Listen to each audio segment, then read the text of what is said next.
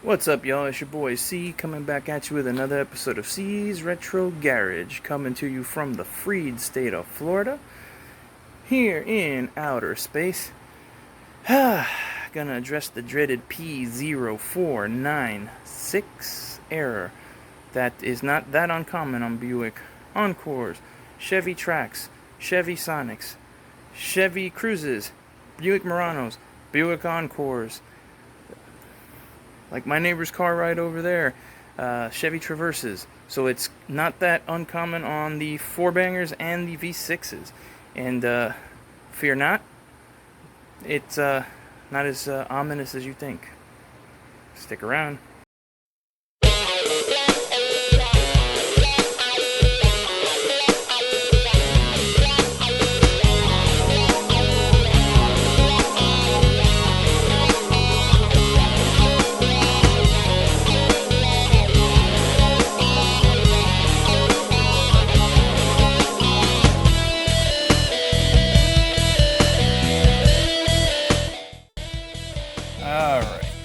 So you see that dreaded check engine light.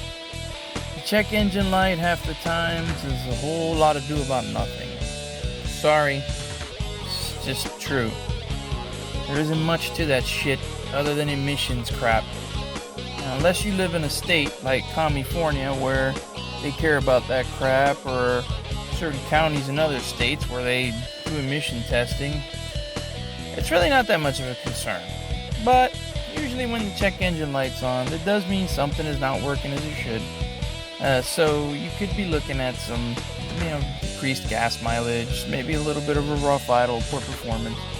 So it's important to find out what it is.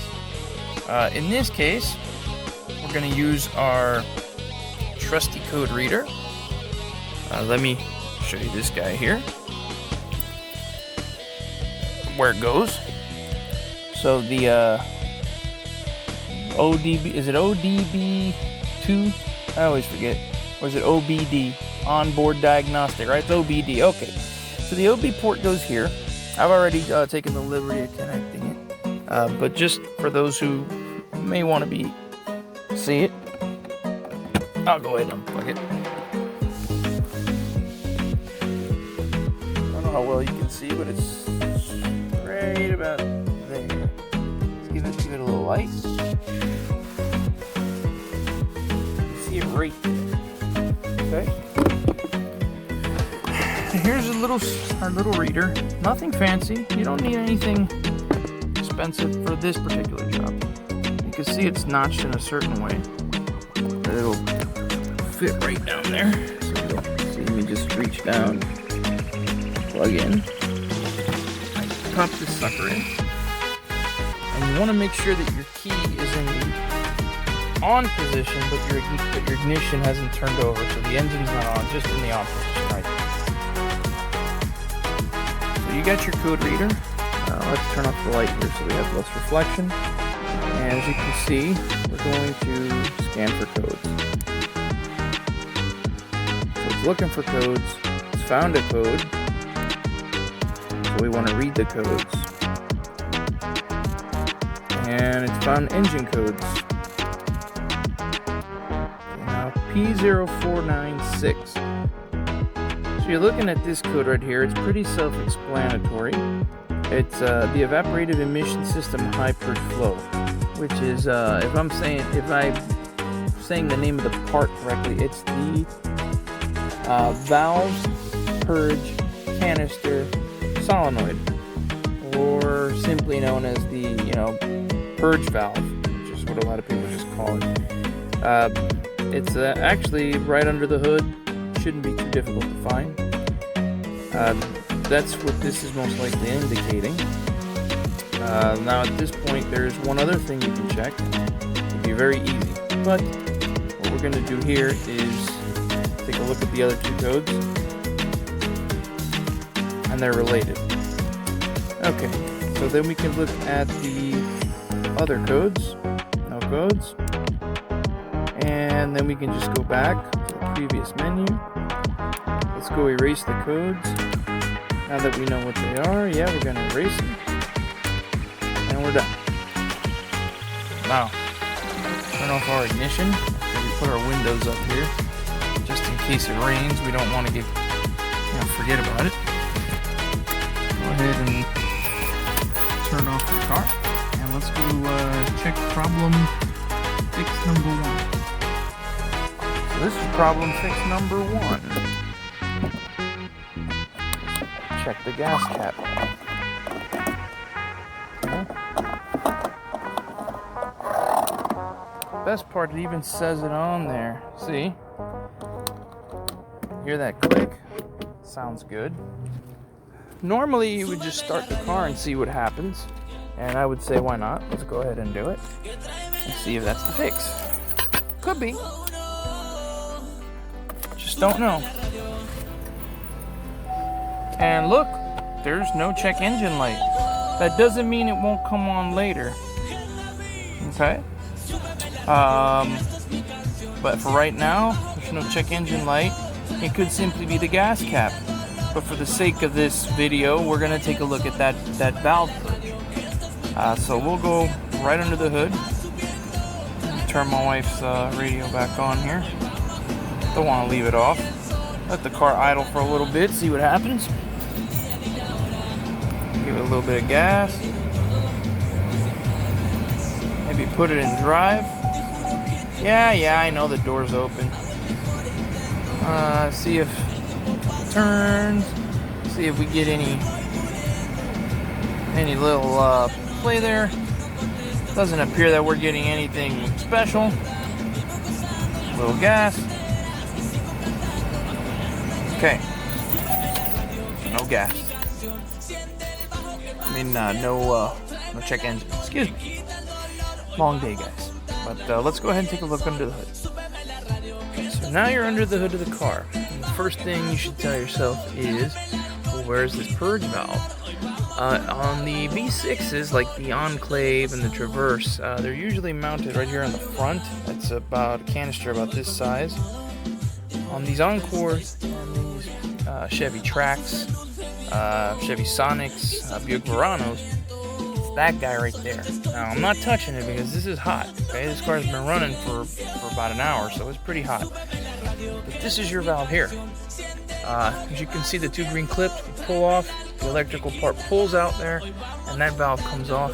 That's going to fix your issue. We're going to monitor this for the next day, see what happens, and go from there. Thanks to the magic of video, we are back. Fast forwarding 96 hours, and guess what? Back to this dummy light. So I'm gonna grab the scanner. I'm gonna check it out just to be on the safe side, make sure we're still getting the same error. And then after that, we'll probably have to return once again through the magic of video. Okay, so thanks to Amazon and the magic of video, we got a new part. Ta-da! Take a look. As you can see,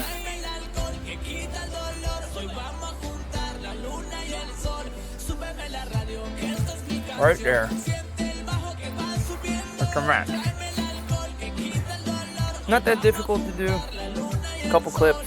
I'll try to keep the camera on this one. As I said before, I did do my due diligence and read the codes one more time. Same exact error. So the gas cap did do the trick for a couple days. The point is this time to have the dummy light turn off on its own once you replace the part. You could see from Amazon it was what, 14, 15 bucks. Got it here the very next day. I mean, hell, it wasn't even 24 hours. So with this guy here, let me grab some common tools, pop this sucker off, and we're gonna rock and roll. Alright, so it is out. For those of you who wonder what this thing looks like, right here. Now it's a 5-minute job. There's where it plugs in there into the recirculation system here and here. It was a 5-minute job, turned into a 30-minute job because of this clip right here. this little clip broke in half and made it nearly impossible to pull this thing out. Once I had to get a paper clip to actually fish the other part of this through. This should still hold it in place. If it doesn't, as you can see right there, take it easy, bud. You go ahead and you bite through a zip tie, fish it through there, and pull it right through there, and that's gonna hold it in place for you. Easy peasy. And I will go ahead and pop it in, and you'll see what it looks like when it's done. Okay, so here's the part clipped in. It slides right in here. This part here is the traditional, GM part where you pull this little clip back and you slide the connector off.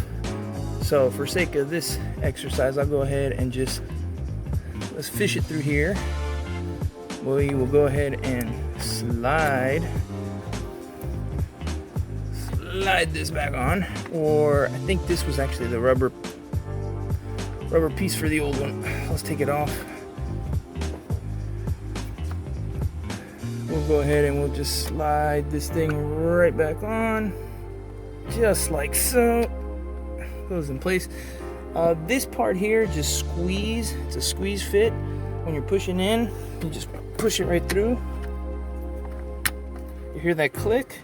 It's secured. Here, we know it's secured. This hose, you do have to be careful with it, but just give it a good little tug. Don't pull too hard on it. Make sure it's in. This is secure, and that's it. That's your replacement part. That's a wrap. The next thing left to do, if you want to just kind of turn this a little bit here, kind of rest this on top here, and you're all set and start your car. And the goal is to get that check engine light to turn off on its own. So I'm gonna do that. It might actually take a day. It might take a couple hours. It might take several miles.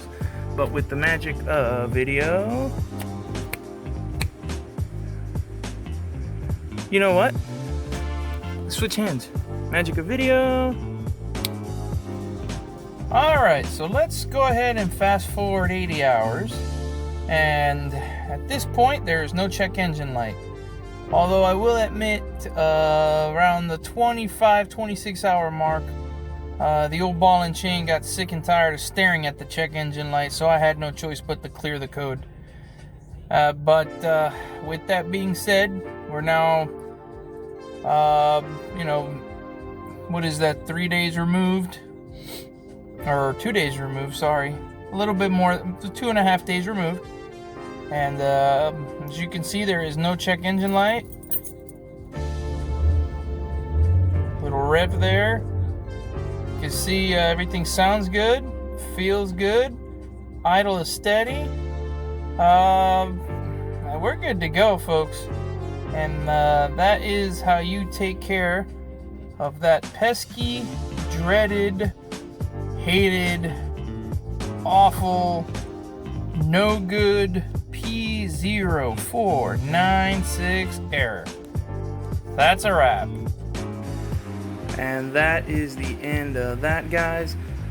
Thanks a lot for checking out C's Retro Garage. As you can see, it wasn't that big of a deal, but it also goes to show you that even the smallest, easiest job can sometimes turn into a bit of a clusterfuck. So that's all she wrote. As always, I want to say thank you for stopping in. Be safe, be ye kind one to another, and peace out.